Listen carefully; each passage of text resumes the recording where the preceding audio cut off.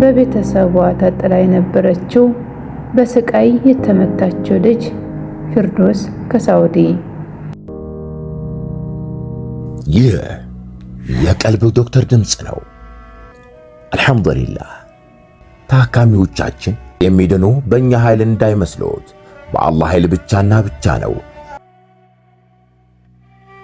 ከቀልብ ዶክተር ዓላማ ውስጥ የአላህን ተአምር ማንገስ ዋነኛው ነው። በየጊዜው በቀልብ ዶክተር ታክመው መዳናቸውን ማመን እስከሚያቀታቸው ሲቃይ የተናነቃቸው ሲገልጹ የአላህ ተአምር ምን ያህል የገዘፈና ግልጽ እንደሆነ ያሳየናል። ከህመም ወደ ጤነኝነት፣ ከጭንቀት ወደ ደስታ፣ ከጨለማ ወደ ብርሃን፣ ካላሰቡበት ወደ ስኬት የደረሱት በአላህ ተአምር ቢሆን እንጂ።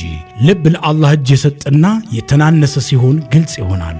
አላህም እንዲህ ይለናል፣ አላህን ትገነዘቡና በእርሱም ታምኑ ዘንድ በችሎታው ላይ ያስረጅ የሆኑ ግልጽ ተአምራቶችን ያሳያቸዋል። አልበቀራ።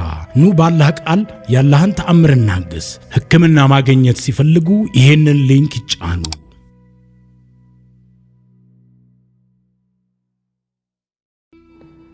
አሰላሙ አለይኩም ወራህመቱላሂ ወበረካቱሁ። ውድና የተከበራችሁ የቀልብ ዶክተር ቤተሰቦቻችን እንደምን ከረማችሁ?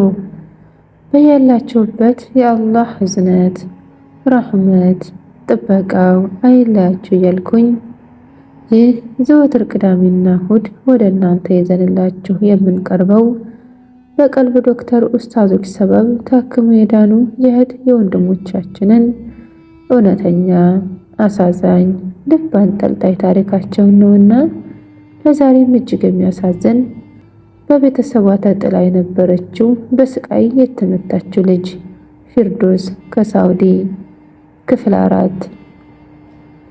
የቀልብ ዶክተሮች ከጀመሩት የተቀናጀ ሕክምና በኋላ ህይወቴ ቀስ በቀስ መለወጥ ጀመረ። ሕክምናው ለሌላው 2 ሳምንት 1 ሳምንት ብሎም ለመዳን 5 እና 6 ቀን ቢፈጅበትም የኔ እጅግ በጣም የከበደ በተለይ በራሴ ላይ ያለውን የራስ መተማመን ለመገንባት የ6 ወር ጊዜ ወስዶ ነበር። በየሳምንቱ ደግሞ ጥልቅ ምክርና የእስላማዊ ትምህርት ጊዜም ነበረኝ። ከኔ ሩቅያ ውጭ ለብቻዬ ለተጨማሪ የሳይካትሪ አገልግሎት ኡስታዛ ተመድባልኝ ነበር። በዋናነት የስነ ልቦናዊ ድጋፍ በመስጠት ላይ አተኮረች። በእኔ ውስጥ የነበረው የጥፋተኝነት ስሜትና ፍርሃት ምን ያህል ለህመሙ መራራነት ምክንያት እንደሆነ አሳየችኝ። ፊርዶስ፣ አንቺ በእስልምና መንገድ ላይ በመቆም ታላቅ ጀግንነት አሳይተሻል። የሰዎች ጥቃት ያንቺን ዋጋ አይቀንስም የሚለው ንግግሯ ኡስታዜ በራስ መተማመኔን መለሰ። ቤተሰቤ ያደረሱብኝን በደል መቀበልና በዚያ ላይ መቆዘምን ትቼ ወደፊት እንድመለከት ኡስታዜ ረዳችኝ። በተለይ የሚሰሙኝን ስሜቶች ቁጥጥር ልምምዶች፣ በድንገት ድምጾችን ወይም ፍርሃት ሲሰማኝ ኡስታዛ ዘንድ የተማርኩትን የአተነፋፈስ ልምምዶች እና የዚክር አላህን የማስታወስ ዘዴዎች እንድጠቀም መከረችኝ። እነዚህ ልምምዶች የአእምሮዬን መረጋጋት እንድመልስ ረድተውኛል። በሕክምናሽ ውስጥ ይበልጥ ምን ተጠቀምሽ ብባል የዕለት ተዕለት አምልኮ ማጠናከር ዋነኛው ሲሆን አልሐምዱሊላህ እንዳልኳችሁ ቁርአን በምቀራበት ጊዜ ይሰማኝ የነበረው የማቃጠል ስሜት ከጊዜ ወደ ጊዜ እየጠፋ መጣ።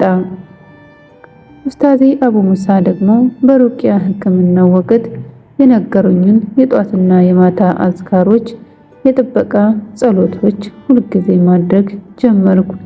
ይህ የመንፈሳዊ ጥበቃ ጋሻ የሆነ አልሐምዱሊላህ።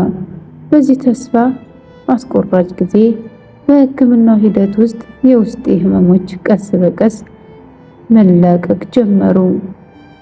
የእንቅልፍ መመለስ፣ ከዚህ ቀደም በሌሊት ይበጠብጡኝ የነበረው ቅዠትና ፍርሃት ጠፋ። የተረጋጋ እንቅልፍ ማግኘት ቻልኩ። ይህ ደግሞ ለአካላዊ ስነ ልቦናዊ ማገገሜ ወሳኝ ነበር። የአካል ህመም መቀነስ፣ የማያቋርጠው ራስ መታትና የእጅና እግር መደንዘዝ ተወኝ። ዶክተሮች ያላገኙለት ህመም በመንፈሳዊ ሕክምና መርዳት መቻሉ አስገራሚ ነበር። የንቃተ ህሊና መመለስ፣ ከዚህ ቀደም የማበድ ያህል ይሰማኝ የነበረው የውስጥ ውዥንብር ጠፋ። የማሰላሰልና የማተኮር ችሎታዬ ተመለሰ። ይህ ለእኔ ትልቅ የፈውስ ምልክት ነበር። ቤተሰቦቼ ሊያሳብዱኝ ያሰሩት መተት ሙሉ በሙሉ መክሸፉን አረጋገጡልኝ። አልሐምዱሊላህ። የቀልብ ዶክተሮች ላሳዩት ትዕግስትና ሙያዊ ብቃት ሁሌም አመስጋኝ ነኝ። እነሱ የህክምና ባለሙያዎች ብቻ ሳይሆኑ የመንፈስ መሪዎችም ነበሩ። ዲንን፣ ተውሂድን የተማርኩባቸው የህይወቴ ትልቅ ክፍል ናቸው። አዳኝ አላህ፣ ፈዋሽ አላህ፣ የሚያኖር የሚገል አላህ መሆኑን ከሚያስፈራኝ ነገሮች ሁሉ በላይ አላህ ተፈሪ መሆኑን የተማርኩባቸው ትልቅ ነው ብዬ ከምሸሸው ነገር ሁሉ በላይ አላህ ትልቅ መሆኑን ያወቅኩባቸው ኡስታዞች ናቸው። ኡስታዝ አቡ ሙሳ ፊርዶስ ፈውሱ የሚመጣው ከአላህ እንጂ ከኛ አይደለም። እኛ መሳሪያዎች፣ ሰበቦች ብቻ ነን። እጅግ የተዋረድን ፍጥረት ስንሆን የኡማው ልብ ውስጥ አስከበረን። የእርሱ ባሮች በእርሱ መንገድ ቀጥ ለጥ ያሉ ባሮች ሲወዱን፣ የእርሱ ጠላት የሸይጣን ጅኑዶች ደግሞ ሳያውቁን ሳናውቃቸው አመረው ይጠሉናል። እኛ ላንቺ መንገድ ከመምራቶች ምንም አላደረግንም። ማዕሪፈቱላህ ወይም አላህን ይበልጥ ታውቂ ዘንድ ከማበረታታቶች አንቺ የሰጠሽው ትብብር፣ ቆራጥነትና ጠንካራ ኢማንሽ ግን ለውጤቱ ለመዳንሽ ወሳኝ ነበር ብለዋል። እውን ግን ይህን የሚል ማን አለ? በሰጣችሁኝ ሕክምና ዳንኩ ስል እንዲህ ነው ብቃታችን አዳኝነን ብለው ከሚያስቡ ቱባ መሃይማን በበዙበት ዘመን እንዲህ ያለ ፈሪሃ አላህ ያለው ሰው ማግኘት ምንኛ መታደል ነው። ሕክምናው 45 ቀን ይጠናቀቅ እንጂ የኔ ፈውስ ትግል 6 ወር ድረስ ዘልቋል። በ6ኛው ወር ሲጠናቀቅ እኔ አዲስ ሰው ሆኛለሁ። ውስጤ ንጹህ ነበር፣ አካሌም ጤናማ፣ በሰላምና በእምነት ተሞልቻለሁ። ያቺ በቤተሰቧ ተጥላ የነበረችው በስቃይ የተመታችው ልጅ የስኬት ማማ ላይ ወጥታ ቀረች። የኔ ጽናት፣ የኔ ብርታት ተወለደ እንጂ ከዚህ ኋላ ገና እንደ አዲስ የሚጋፋው ህይወት እንደቀጠለ ነው። ይህ ሲህር ለካ ታጥቦ የማይጠራ በሽታ ነው ያልኩበት ታሪክ ገና ይጀምራል። ለዛ ጊዜ ግን በጣም ደህና ሆንኩ። ፈውስ ውስጤ ሲያበራው ከዚህ በፊት ጨለማ የነበረው ዓለሜም ብሩህ ሆነ። አሁን እምነቴ ሙሉ ነው፣ ሰውነቴ ጤናማ ነው። የአላህ ኃይል ከእኔ ጋር ነው።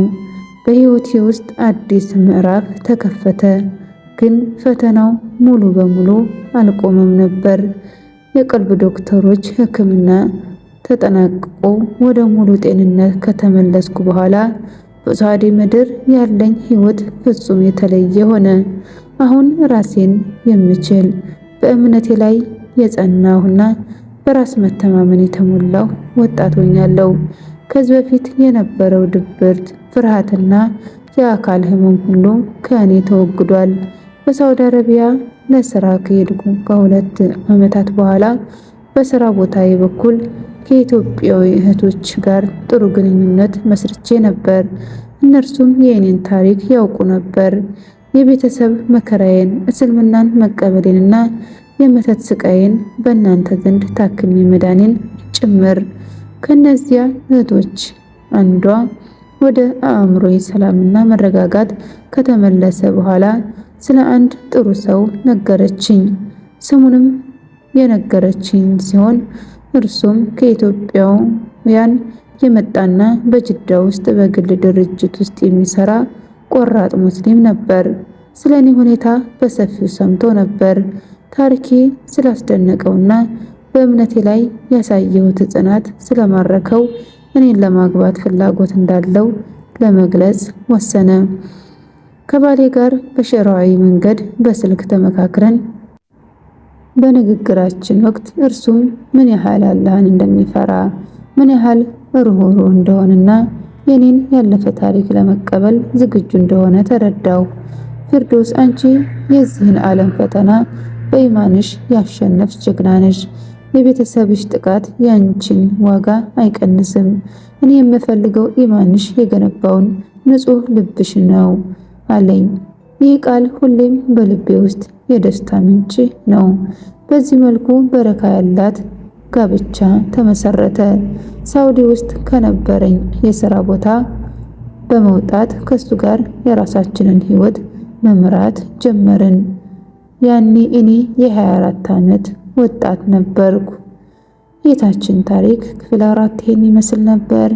ላይክ፣ ሸር፣ ሰብስክራይብ እያደረጋችሁ ለሌሎች እንዲዳረስ ሰበቡን እላለሁ። በክፍል 5 እስከምንገናኝ ድረስ ኢንሻአላህ ወሰላሙ አለይኩም ወራህመቱላሂ ወበረካቱሁ። እንኳን ወደ ትክክለኛው የአፍያ መንደር በሰላም መጡ። የቀልብ ዶክተር በሲህር በጅን በአይንናስ እንዲሁም የስነ ልቦና ጫና የደረሰባቸው የሰው ዘር ፍጥረታት በሙሉ ታክመው የሚድኑበት ነው። ሕክምናው በቁርአን፣ ሕክምናው በአስካሮች፣ ሕክምናው በዱዓዎች በሰደቃ የሚካሄድ ሲሆን ነቢያዊ ሱናን በተመረኮዙ እጅግ ጥበብና እውቀትን ባካበቱ የሩቃ ዶክተሮች ይታከማሉ።